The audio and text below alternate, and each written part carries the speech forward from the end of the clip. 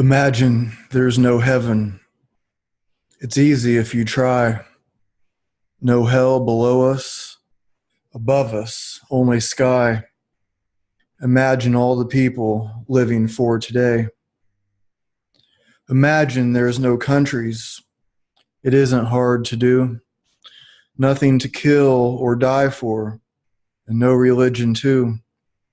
Imagine all the people living life in peace. You may say I'm a dreamer, but I'm not the only one. I hope someday you'll join us and the world will be as one. Imagine no possessions. I wonder if you can.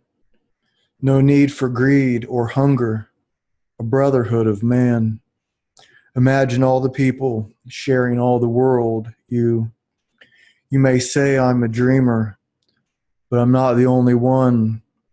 I hope someday you'll join us and the world will be as one. Welcome to Path Notes.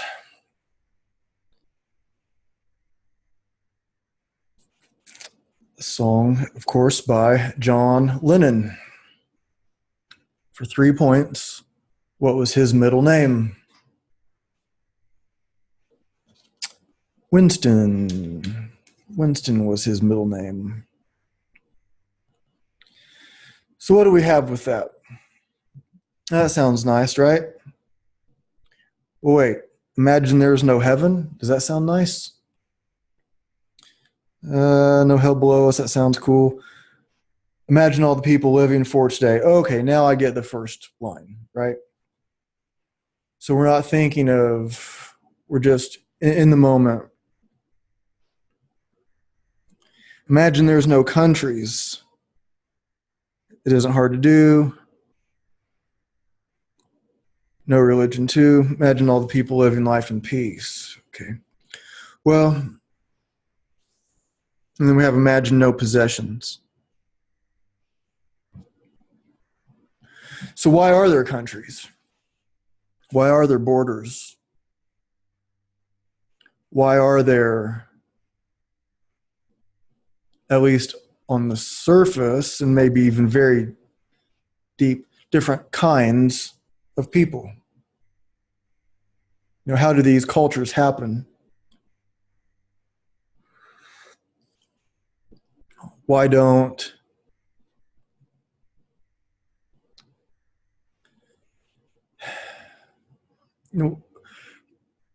why didn't we just have like, oh, just here we are on this earth, everything's cool, we don't need borders, right?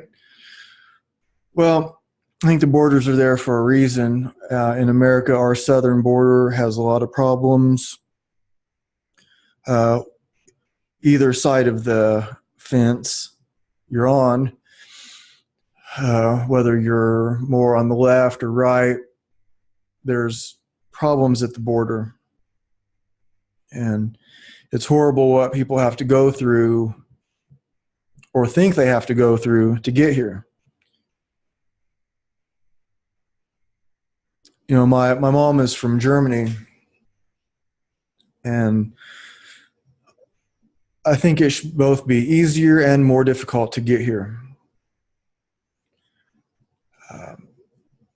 I think just for the safety of the country, we have to have borders. They have to be enforced. Otherwise, if you just say, okay, there's no borders, everything's just cool now. 5 minutes later, the North Korean army flies in and says, okay, thanks guys for the whole no borders thing. We're taking over though.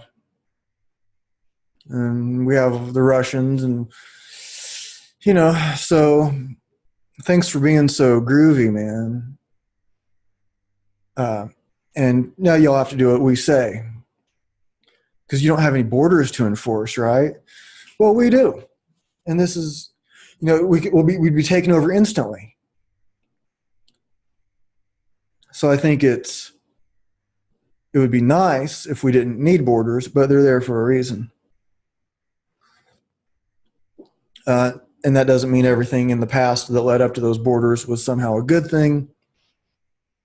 But the bad things that happened if the borders could have been enforced better, maybe they wouldn't have happened. It's very complicated. It's very complicated. But if everybody was cool, we wouldn't have to worry about it. But not everybody's cool. Just this world that we have, it's duality. We have duality.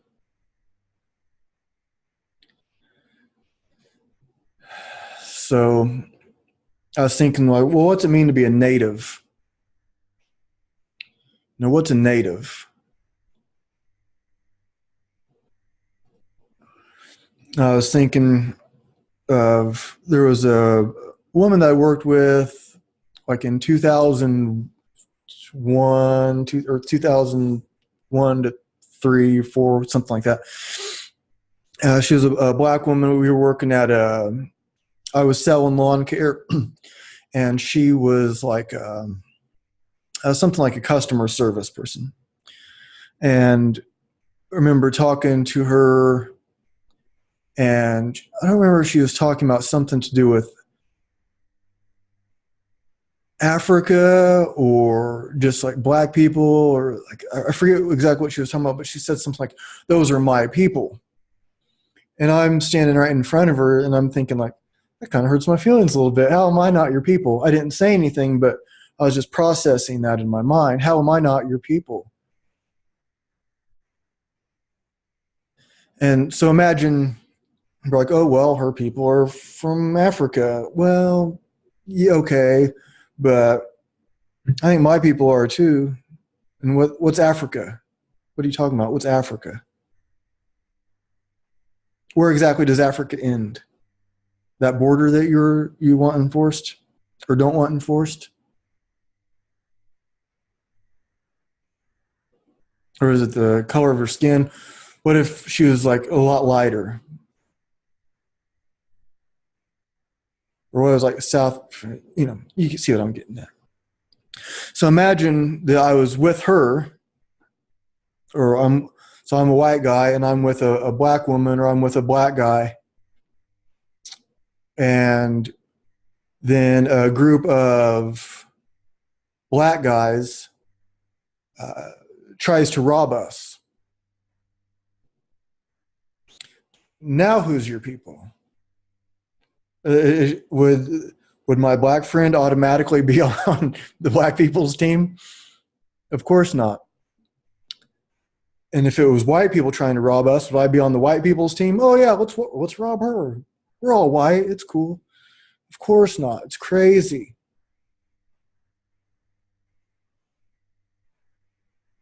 There's the term, I believe it's a Lakota term, all my relations. And it means basically like we're all related, all the animals, all the people, the earth. We're all related. We're all in this thing together.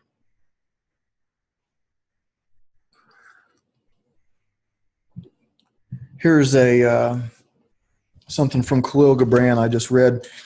I just got like 9 books from Kahlil Gibran. War and the Small Nations. Once, high above a pasture, where a sheep and a lamb were grazing, an eagle was circling and gazing hungrily down upon the lamb. And as he was about to descend and seize his prey, another eagle appeared and hovered above the sheep and her young with the same hungry intent. Then the 2 rivals began to fight, filling the sky with their fierce cries. The sheep looked up and was much astonished. She turned to the lamb and said, "How strange, my child, that these 2 noble birds should attack one another. Is not the vast sky large enough for both of them?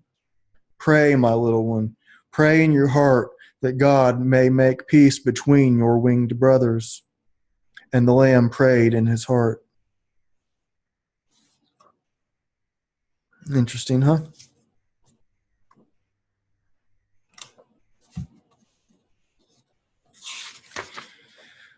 I found out yesterday that my daughter is pregnant, and her mom called me and told me, and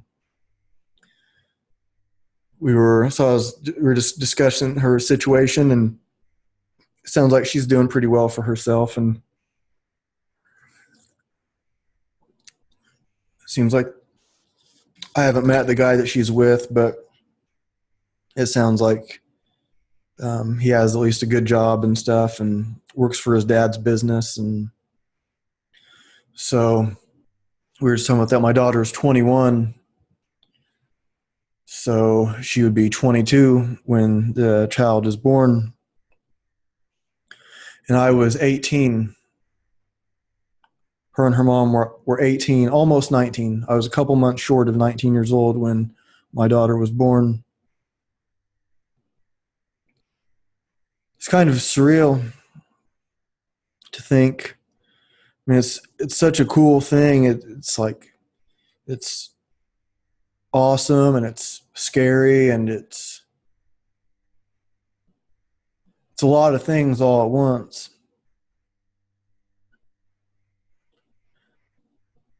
And you wonder, what's this child going to do? What will this child be? Will the have some kind of business and career that's not even that doesn't even exist now? Because having a podcast didn't really exist when my daughter was born. And then so, of course there were radio shows and stuff, but there's so many things that are different now. But it's all still, it's all still the same but different. Well, what an amazing thing. Here's a song by Graham Nash.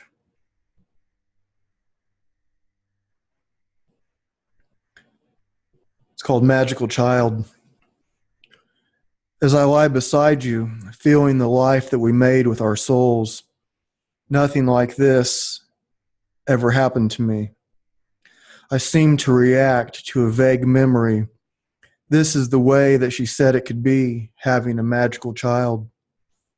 As I stand before you, watching the love turn around in my eye, I've waited for so long for someone to care.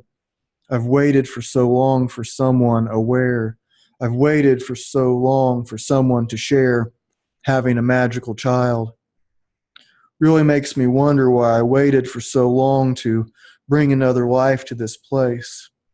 Then I finally realized I was watching myself grow up. Can you not see it in his face, your face?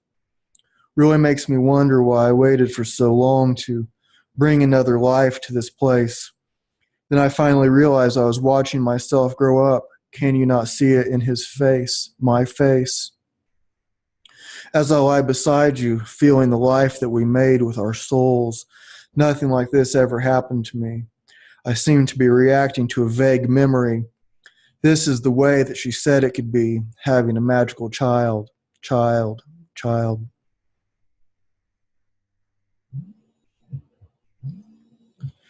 I think about, what it was like hanging out with my grandparents, and it sure seems like I'm a lot younger than them. I'm 40, and what did 40-year-olds look like when I was 5 or 10 or 15 or 20?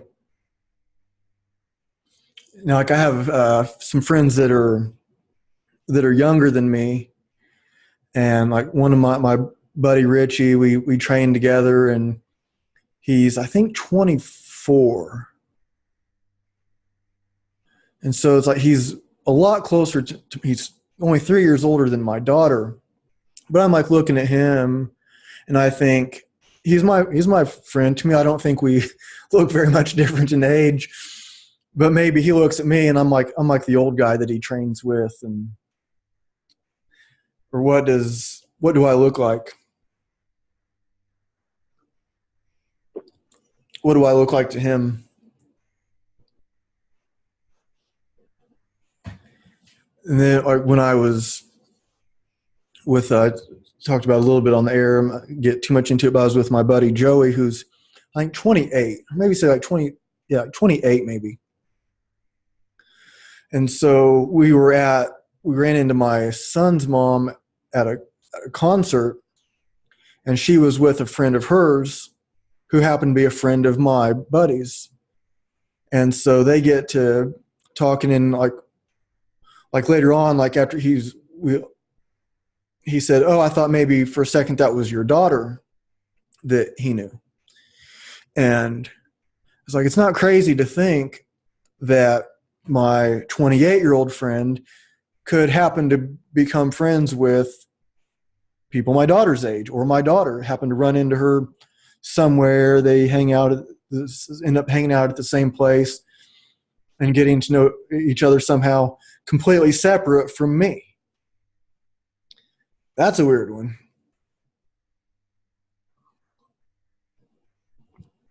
So it's like I look at these friends that are 12 years younger, 16 years younger. Like, I look the same as them, don't I? I don't look older than them, do I?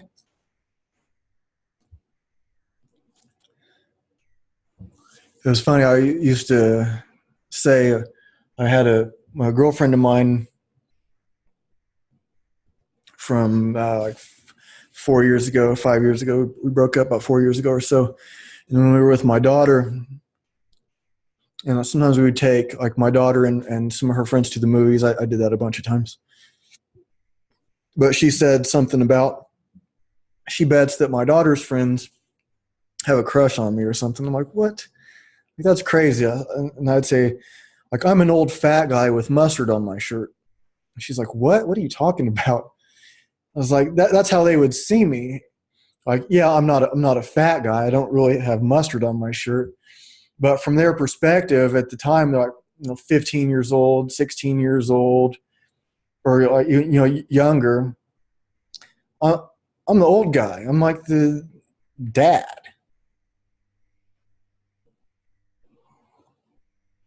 But she insisted that I wasn't old and fat with mustard on my shirt.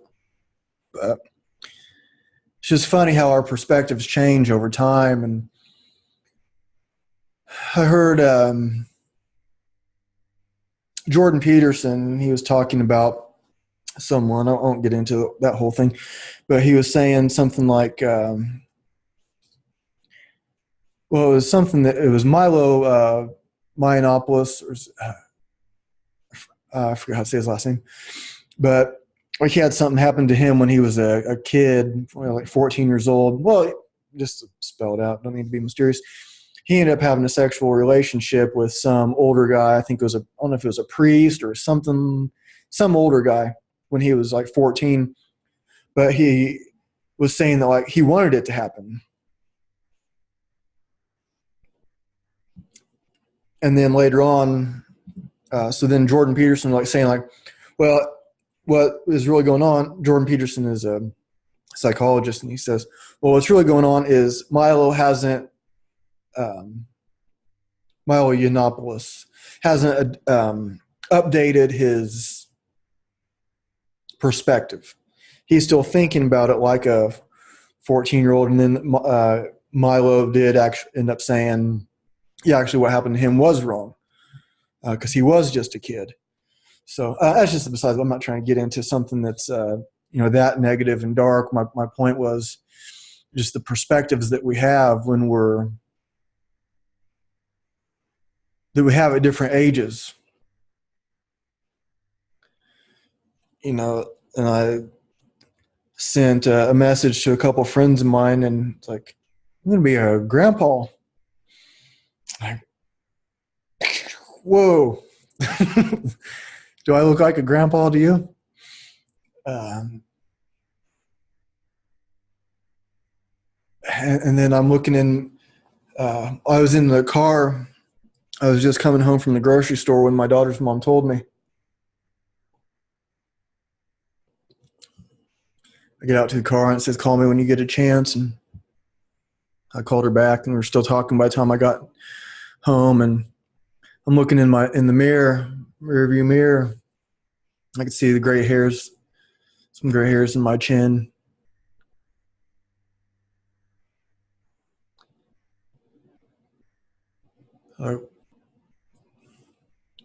What's happening, you know?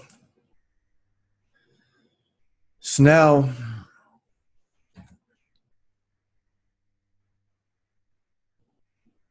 you know, to think, what am I going to, like, what am I going to leave behind? You know, I always have it, you know, somewhere in my mind that we don't know what we're going to get out of this world. I might not make it through the end of this podcast. A meteor could come crashing down. I could just have an aneurysm, a stroke, die. I don't know if I'm going to live another 10 seconds or not. So, I mean, I'm not like walking around all paranoid, watching out for meteors all the time, but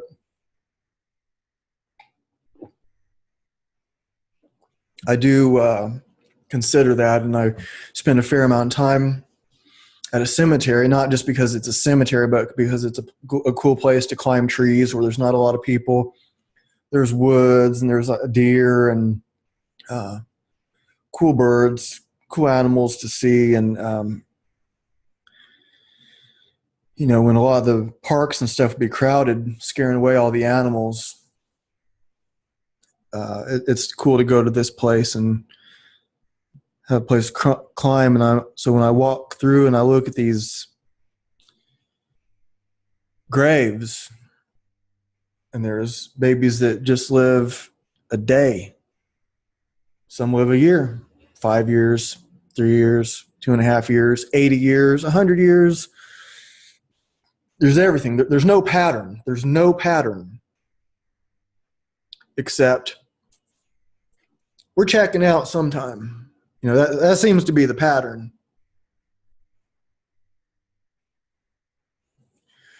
I was watching some Jason Silva videos, and he had one talking about the 3 deaths.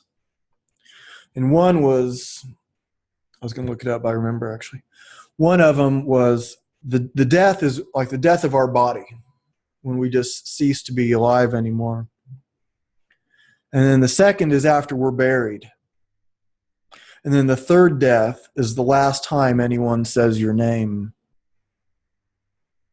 That's a heavy one. The last time someone says your name. What are you going to leave behind? You know, I've left, you know, a fair amount of my philosophy, which is always developing in these podcasts that I do. I have a fair amount of my system of training written out, but not very much of it. I think I'm going to be, I'll just say I am going to start compiling my thoughts, my notes, my experiences, my influences, and I'm going to make a program. Some of it I'll be able to some of it will be for sale. I was talking about I made a suggestion in this yoga group that I'm in. There's like 20,000 people in this yoga group on Facebook. And I suggested, how about a tap out in yoga like we have in jiu-jitsu? So there's a lot of injuries from teachers adjusting people in yoga classes. And there's, it seems like these students or the teachers want these postures so bad, they don't understand that they're hurting themselves getting to them. And so the teacher, when I was going to this yoga class I was planning on being a yoga teacher. Sometimes I was going to 2 or 3 classes a day. The teacher, the way he would crank on people, one of them, that stuck out of my mind was, well, it's because I ended up getting together with her and staying with her being together for a couple years. But he was like putting her leg behind her head and just cranking and cranking. And guess what? She was having hip problems. And no kidding. Gee, I wonder what that's from. I mean, it was just dumb. And so I quit going there. And so I have a broad range of experiences. And so what I'm going to start doing more of is writing it out. And that can be the legacy, like a buddy of mine, Blake, who I train martial arts with. He's really good. He was actually my first guest on the podcast, but I've known him since I was in high school. And he was talking about how one of his instructors, Marcelo Monteiro, you're passing on your knowledge through your students. But he talks about having the curriculum. So that's what I want to start putting together, this curriculum. It's a huge project. So I'll have ways to simplify it, and then that's what I can pass on, because I've had a lot of great students, young students from 7 years old to 80 something. And I know that I've had a positive effect on them, and I'll continue to work with as many people as I can. But as I've written before, there's a Bruce Lee quote. I'll see if I can find it. But it's like, when I look back on my path, I don't want to see people following me. I want to see a bunch of branches off of my path, of people that were my students, and I want to see them creating their own path.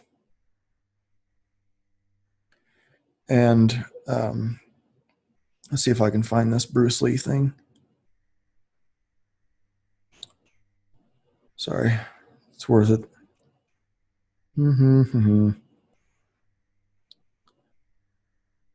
So do you think about what you want to leave behind? What will be your legacy?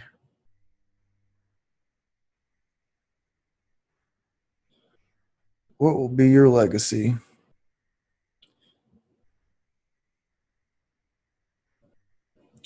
A good teacher can never be fixed in a routine. Each moment requires a sensitive mind that is constantly changing and constantly adapting. A teacher must never impose this student to fit his favorite pattern. A good teacher protects his pupils from his own influence. A teacher is never a giver of truth. He is a guide, a pointer to the truth that each student must find for himself. I am not teaching you anything. I just help you to explore yourself. And that's why I call my style freestyle kettlebell training, or freestyle bodyweight training, or just freestyle. There's no trademark on it. You see?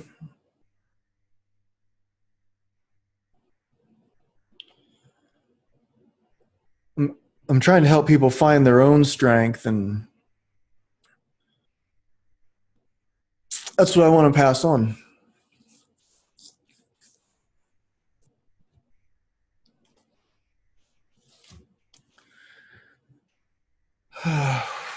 Let's see. There's something else I wanted to...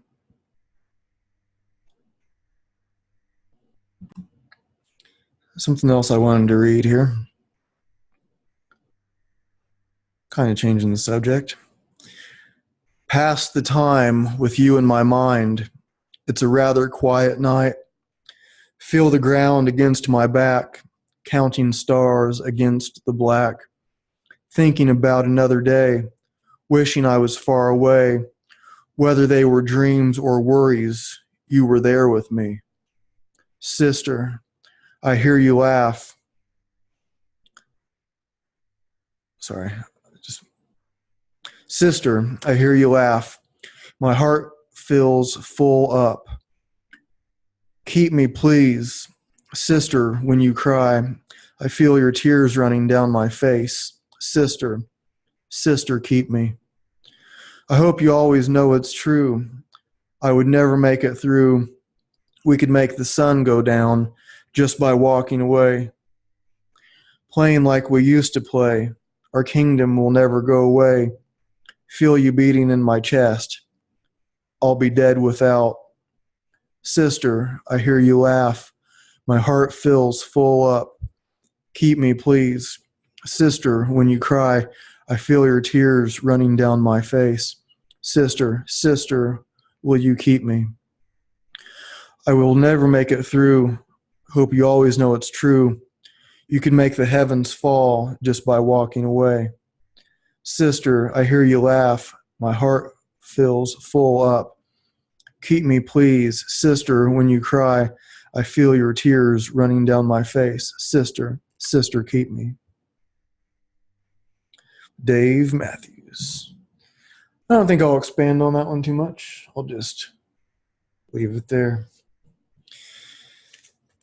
So most people just listen to the show. The show is also on YouTube, and if you happen to notice, the background, the picture may look a little fuzzy, a little pixelated. I usually do the show when it's dark out, and natural light isn't coming in, and I use just one, like my ceiling light. So I don't want like bright light in my face when I'm doing the podcast. So if the picture looks a little funny, that's why.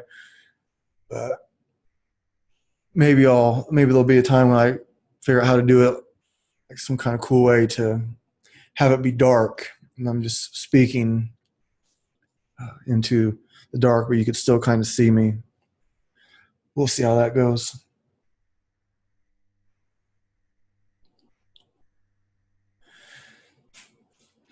So when we were talking about,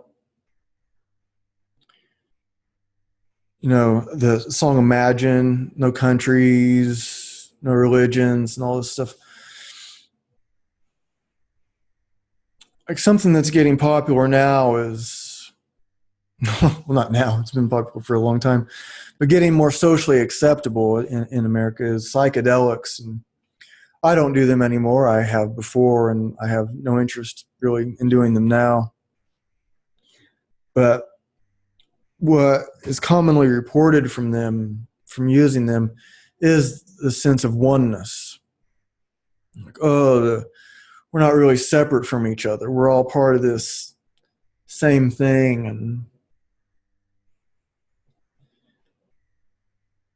And some people really promote it, and I think everybody's kind of in a different spot, so maybe they can be helpful to people, and maybe someone else, it's the worst idea in the world to get started trying them out. I don't think they're necessary at all, and that's what a lot of the teachers come to. Like Ram Dass, for one, he was taking copious amounts of LSD and who knows what else, and then he got to where, like, oh yeah, you don't even really need to do that anymore. You don't. It's not it. So it may have been helpful, but it's like once you're across the river, you don't need the boat anymore. Just like seeing ourselves in someone else, and realizing that if we were maybe in their shoes, so maybe you're identifying as a liberal and you're very anti-Trump, you are Trump.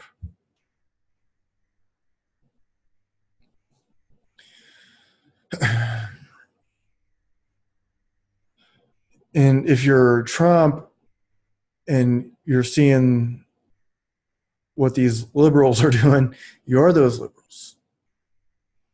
That might take a while for some people to get to. And it doesn't mean you have to like everything that he does. Do you like everything that you do? Or are you battling a part of yourself that seems to be against another part of yourself? So isn't that what we're all doing? So if we can look at people like they're fighting something too. So you don't have to like what they're doing. But what can you do that's helpful? Like when you see that person, I see like a lot of anti-Trump, just like hate. And it's not that I'm, a big like Trump supporter or a Trump or anti-Trump either. I'm not, neither one. I see these situations, these political situations, a little bit different. Once I had, I guess you could, it was called a realization of duality. There was a moment when I just understood duality.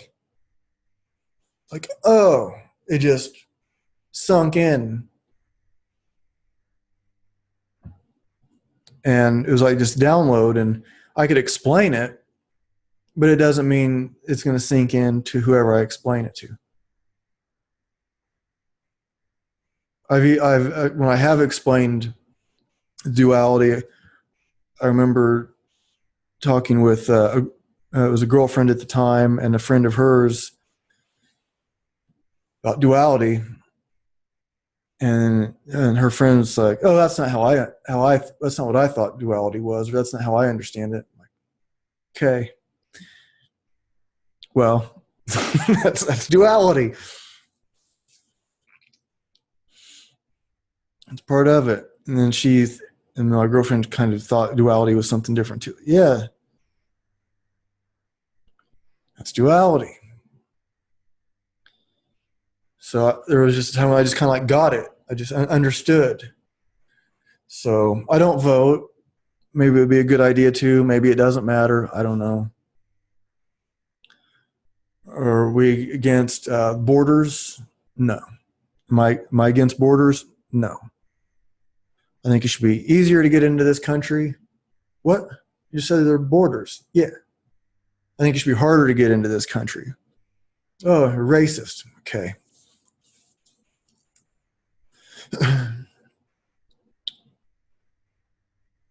It's both. I don't think I'm a racist, but I think it should be easier and harder to come into this country. Not everyone has our best intentions in mind. Not everybody has our best interest in mind, rather. Not everybody comes here with the best intentions.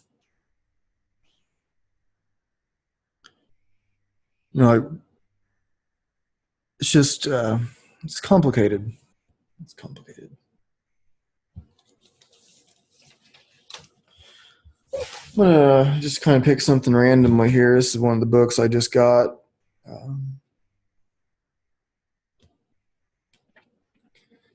So I haven't read this before. Repentance, Kahlil Gibran. On a moonless night, a man entered into his neighbor's garden and stole the largest melon he could find and brought it home. He opened it and found it still unripe. Then, behold, a marvel. The man's conscience woke and smote him with remorse, and he repented, having stolen the melon.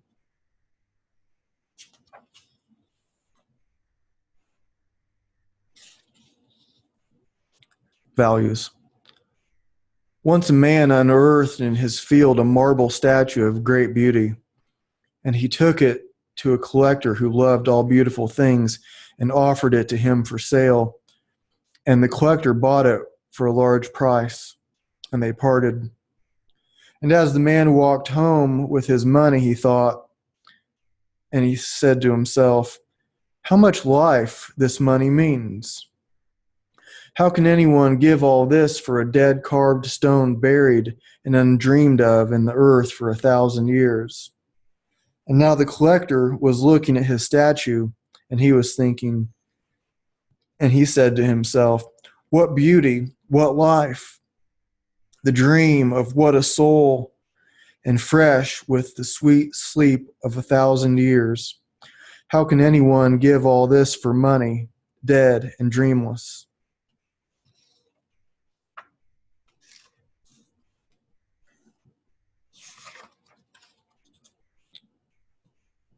The scholar and the poet. Said the serpent to the lark, thou fliest, yet thou canst not visit the recesses of the earth where the sap of life moveth in perfect silence. And the lark answered, Aye, thou knowest overmuch. Nay, thou art wiser than all things wise. Pity thou canst not fly. And if he did not hear, and as if he did not hear, the serpent said, Thou cannot see the secrets of the deep, nor move among the treasures of the hidden empire. It was but yesterday I lay in a cave of rubies. It is like the heart of a ripe pomegranate, and the faintest ray of light turns it into a flame rose. Who but me can behold such marvels? And the lark said, None. None but thee can lie among the crystal memories of the cycles. Pity thou canst not sing. And the serpent said, I know a plant whose root descends to the bowels of the earth, and he who eats of that root becomes fairer than Astarte. And the lark said, no one but thee could unveil the magic thought of the earth. Pity thou canst not fly. And the serpent said, there is a purple stream that runneth under a mountain, and he who drinketh of it shall become immortal even as the gods. Surely no bird or beast can discover that purple stream. And the lark answered, if thou willest, thou canst become deathless even as the gods. Pity thou canst not sing. And the serpent said, I know a buried temple which I visit once a moon. It was built by a forgotten race of giants, and upon its walls are graven the secrets of time and space. And he who reads them shall understand that which passeth all understanding. And the lark said, verily, if thou so desirest, thou canst encircle with thy pliant body all knowledge of time and space. Pity thou canst not fly. Then the serpent was disgusted, and as he turned and entered into his hole, he muttered, empty-headed songster. And the lark flew away, singing, pity thou canst not sing. Pity, pity, my wise one, thou canst not fly.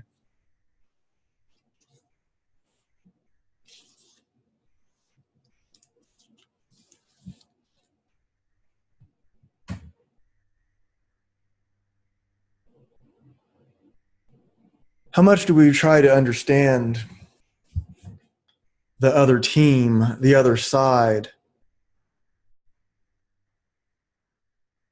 Can we see that there is the other team, the other side in ourselves?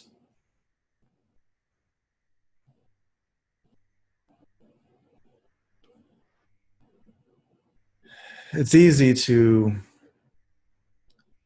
become part of a group, but still kind of feel isolated also.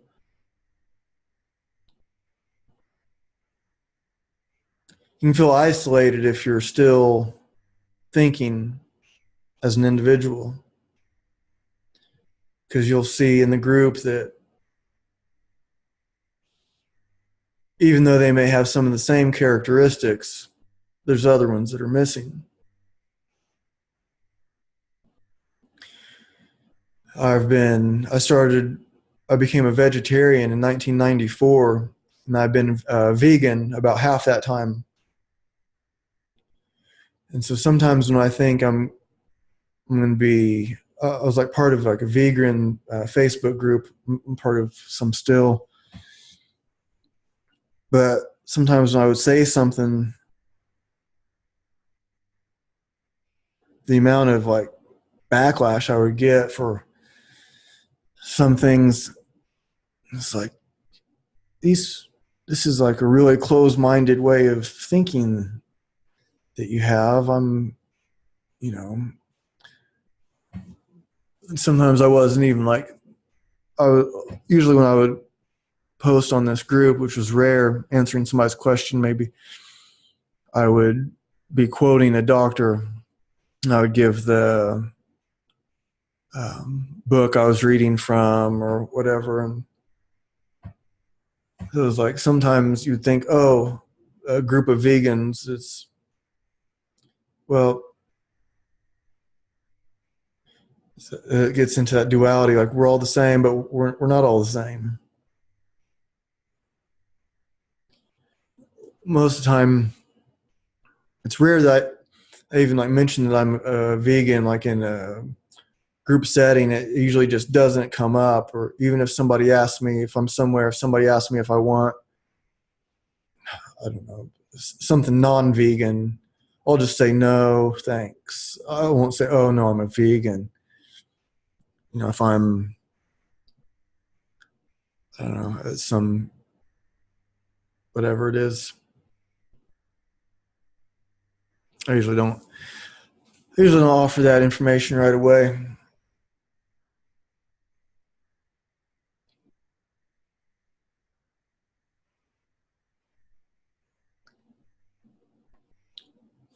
You know, I think a lot of what goes on is like divisions of whether it's political or whatever. I don't think there's as much racial divide as what we're presented with in the media. Sure, it happens.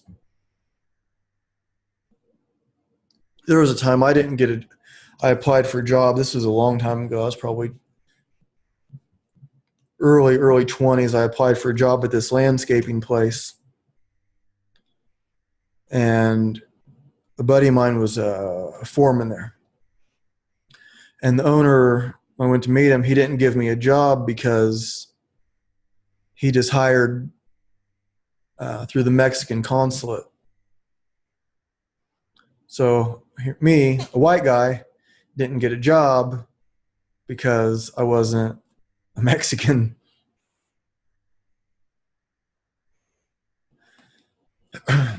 So what it looked like he liked to do is he had them in apartments. They're probably really crappy apartments. If I remember correctly, I saw them, and or my buddy told me about it. I don't remember. This is a long time ago. But well, if you get them from the consulate, they come here from Mexico, they need a place to stay. The employer just happens to have these apartments, so he's probably charging them rent, and there's probably a lot of them living in a small space, and it's not kept up very well. So they're living in these like pretty bad conditions, but apparently they, at least for the time, see it as an opportunity to get away from whatever they were trying to get away from, which is another reason why we have to have these borders.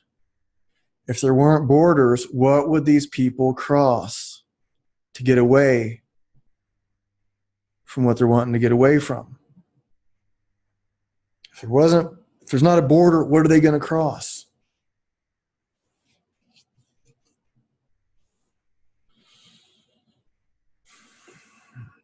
You know, it's hard to imagine living in a place. I know some people that listen to the show are probably living in some of these places where it's not safe. They want to leave.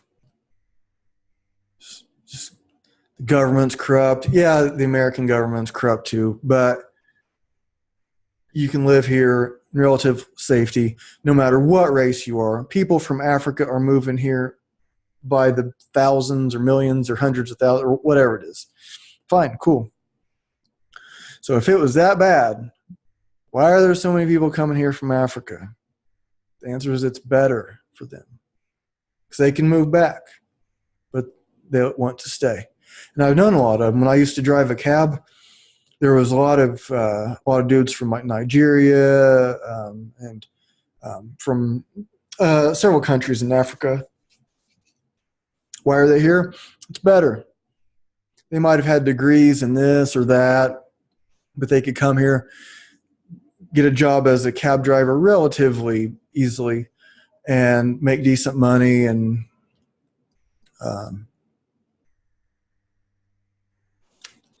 you know, the division of like even like black people or people from Africa. There was, you know, so sometimes I was driving and I would have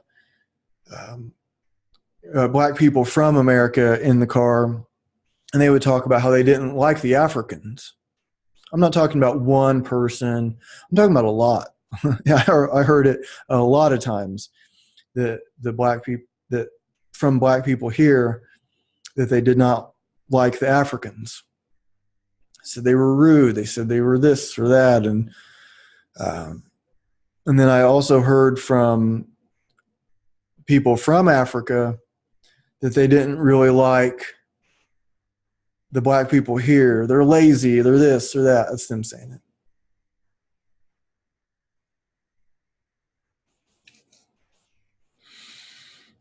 They didn't.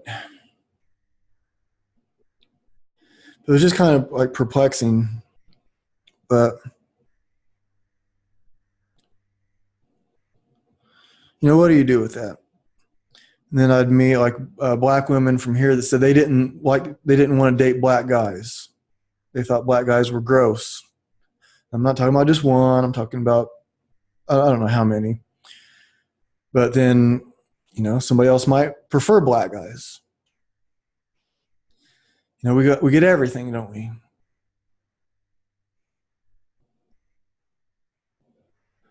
So maybe when we look at somebody, maybe we don't like what we see. Maybe it's a part of ourselves that's being reflected. Oh, we don't like that. We don't like that part of ourselves.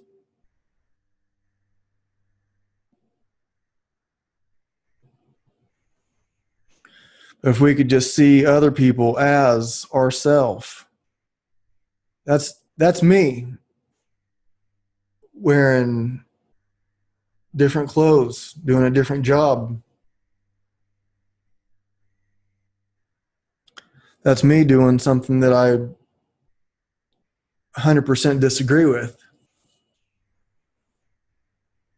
How can that guy be so cruel, heartless? How can I be so cruel and heartless? We should turn the questions back on ourselves.